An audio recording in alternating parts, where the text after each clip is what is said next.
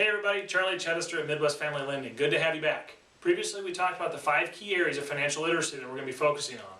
Learning to earn, learn to live, learn to save, learn to invest, and learn to give back or donate.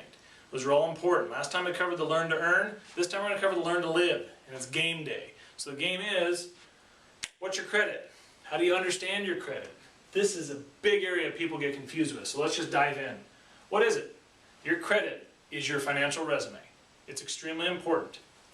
Where is it? Well, Experian, TransUnion, and Equifax. You've probably heard of those. Google search it. You can check them out. There's a lot of information out there. Those are the 3 bureaus that hold the information, and they all calculate your credit profile and your credit scores a little bit differently, but they're the ones who dictate what and how you are judged. Next thing is, great. How's it measured? What do I do to get credit? Well, you're measured by your performance. Well, to have performance, you have to have accounts. So you got to have an auto loan at some point. You got to have credit cards.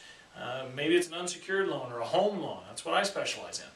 So there's a lot of things out there, but you have to have accounts before you can actually start to have a credit profile. So when does it start? That is exactly what you're going to be doing. You're going to start having maybe an auto loan, or you co-sign with mom and dad. You may have a credit card before you get out of high school.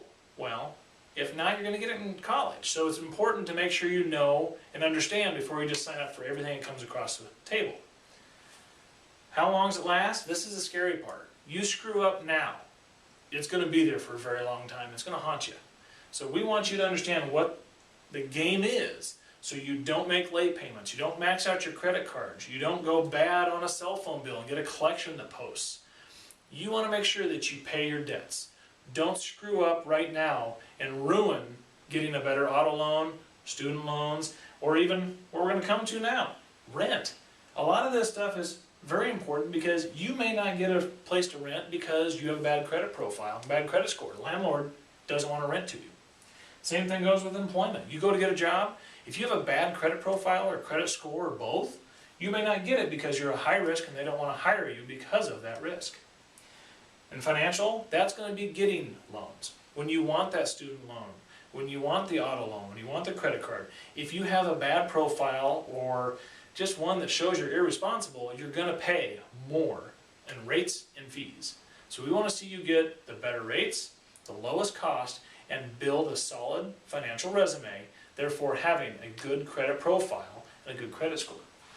So how do we build it? How do you keep that? You need accounts. Dealing in cash does not build your credit scores. Your checking account, your savings account, your cell phone bill, utilities, auto insurance, none of those are credit accounts, so they don't report to credit, so they're not going to help you. Now they can hurt you because if you don't pay them and they become a collection, that's going to show up. So if you don't want to pay that cell phone bill because you broke it, you're just going to ditch the contract, don't. You need to live up to all your bills. It'll haunt you later. One thing you need to look at is your pay history. So not only paying your bills on time that aren't credit necessarily, like your cell phone, your auto insurance, when you get your auto loan, credit cards, things like that, you need to make the payments on time. There's a big difference though between a late fee because you're a few days late and a late payment. Per credit, all they care about is if you've made that month's payment that month. You don't want to make your October payment in November because now you're 30 days late. So there's a big dividing line on there. You need to remember that. It's okay to have a late fee. If you want to pay the late fee, I suggest you don't, but pay your bills on time. It's going to help a lot. Outstanding debt, if you get those credit cards and they give you a $1,000 limit, it's important that you try to keep that balance at all times under 25%. So in that case, $250. The higher that goes, percentage-wise, they look at that as being irresponsible, maxing out limits, which means you're a higher risk. So you don't want to use everything they give you. Try to keep that at 25% or less. Length of time. You don't want to cycle accounts. When you get cards, keep them. Don't close them. Maintain them. You get a better card later, that's great. Put that other card away. Keep it open. The longevity shows a very responsible history, and it helps your credit score tremendously. So don't cycle accounts. Open, close. It's not helpful. Get a few. Keep them open. What you want to focus on to start with is get at least 2 credit cards when the time comes. Those credit cards are going to help build your scores. Now if you have a cosigner, remember, you're either helping whoever co-signed with you. If you make late payments, you don't hurt just yourself. you hurt that cosigner just as bad. So you could destroy somebody else's credit. So very, very important. The length of time, the new credit. The new is okay. You need those new accounts. But like I said, you don't want to close a bunch. So only get what you need and then maintain them. If you get new accounts or close accounts, any change drops your credit for about 4 to 6 months. And then it comes back as you start to make those payments and show you're responsible. Credit doesn't like to see changes. Types of credit, again, auto loan, credit cards, student loan, unsecured loans from banks or credit unions, and then home mortgage loans. That's what we specialize in.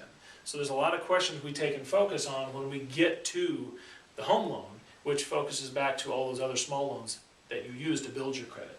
So the benefits, insurance rates, you're going to see that right off the bat. When you get a car, your insurance rates are going to be lower if you don't have tickets, of course, and you have good credit. They're going to see you as a better risk. Credit card rates and fees, you're not going to get the really pretty, awesome cards to start with because you have no credit. But if you treat those first few accounts right, they're going to give you better terms. You'll be eligible for better cards. Same thing goes in the reverse. If you treat it poorly, you're going to have higher fees and higher rates. We don't want to see that. Car loan rates and fees, you can get 18 to 24% interest car loans. That's terrible. You see 0 to 2% advertised on TV, you don't get those if you have bad credit. Those are reserved for good credit borrowers. You want to be one of those borrowers.